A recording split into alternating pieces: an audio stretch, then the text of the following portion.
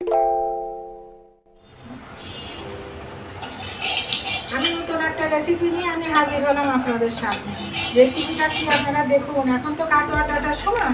এই দেখুন আমি কাটোয়ার ডাঁটা চচ্চড়ি করবো। এই যে কাটোয়ার ডাঁটা আমি কেটে ধুয়ে খুব ভালো করে ভাপিয়ে রেখেছি, এটাকে এরকম নরম করে।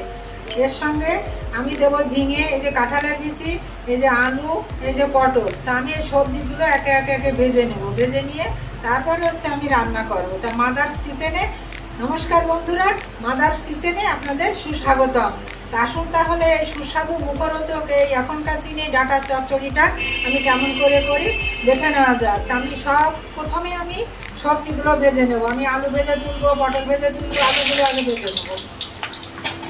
আমি আলুগুলো একটুখানি, বেশি না, সবসময় চেষ্টা করবেন যে সবজিতে টিপস, আমি কিছু কিছু টিপস আপনাদের দিব। সবজি কখনো আপনারা হলুদ দিয়ে ভাজবেন না, তেলটা পুড়ে যাবে।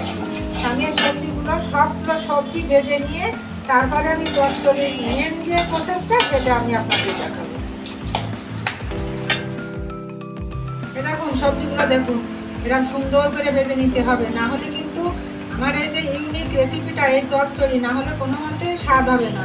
এবার এই দেখুন আমি শুকনো মরিচ আর কালো জিরে এটা আমি এবার ফোড়ন দিয়ে দেবো। আমি এই সবজি ভাজার তেলেই আমি ফোড়ন দিলাম একটু সরষের তেল দিয়ে। আর আমি নামানোর সময় আর একটু সরষের তেল দেবো।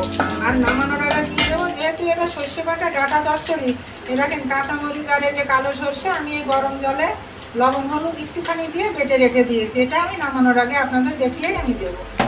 আর এই যে চচ্চড়িটা এরকম। এখন কী হবে, আমি কাঁচামরিচ আর তেলে দেবো না। এখন আমি ডাঁটাগুলো এখন আমি দেখেন সিদ্ধ ডাঁটা তেলে করে দিয়ে দেবো। এত সুন্দর লাগে খেতে, আপনারা একদিনের জন্য হলো এই রেসিপিটা করে খাবেন, দেখবেন।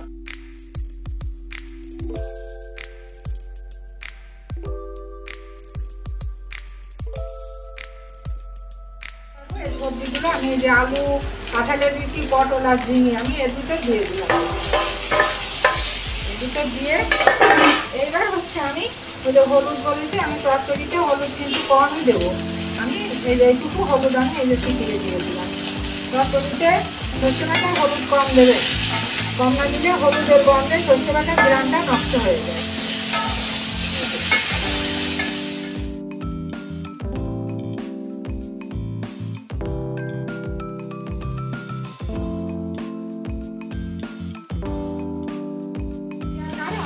আমার সবজিটা সিদ্ধ একটু গ্রেভি আসবে, এই যে সামান্য একটুখানি আমি জল এবার দিয়ে দেবো। এই জলটুকু দিয়ে আমার যে পরিমাণ লবণ টবণ লাগবে আমি দিয়ে এটা আমি একটু ঢেকে দেবো খানিক সময়ের জন্য। ব্যাস দেখে আমার রান্নাটা, হ্যাঁ আমার চচ্চড়িটা, এই রান্নাটার আবার একটা বৈশিষ্ট্য আছে, এতে একটু মিষ্টির ব্যবহার লাগবে। আর আমার মাদার্স কিচেনে তো আমি প্রত্যেকটা রান্নায় একটু মিষ্টি খাই, নুন মিষ্টি ভাজবো। আপনাদের যার পছন্দ না হবে ওটাকে স্কিপ করতে পারেন, দেবেন না। আমার আবার পছন্দ তো এই কাটোয়ার ডাঁটা। দেখুন এইভাবে। এখন আমি কি দেবো, নুন মিষ্টি যেটুকু লাগবে, লবণ মিষ্টি পরিমাণ মতন আপনারা দিয়ে নেবেন। যার যেটুকু লাগবে, যে যেভাবে লবণ খাবেন মিষ্টি খাবেন আপনারা দিয়ে দেবেন। আমি পরিমাণ মতন দিয়ে দিলাম। এবার সাবেকিয়ানা রান্না তো আমার বাইন্ডিংয়ের জন্য সামান্য আমার চালের গুঁড়ো লাগবে। বাইন্ডিংয়ের জন্য এই দেখুন আমি সামান্য চালের গুঁড়ো এই যে আমি এবারে ছড়িয়ে দিলাম। এটা সাবেকিয়ানা রান্নার বৈশিষ্ট্য, না হলে ডাঁটার গায়ে কিন্তু গ্রেভি আসবে না, খেতেও সুন্দর লাগবে না। আর এই ডাঁটাটা এমনভাবে চচ্চড়ি হবে দেখেন গায়ে কি সুন্দর তেল তেল এরকম আছে।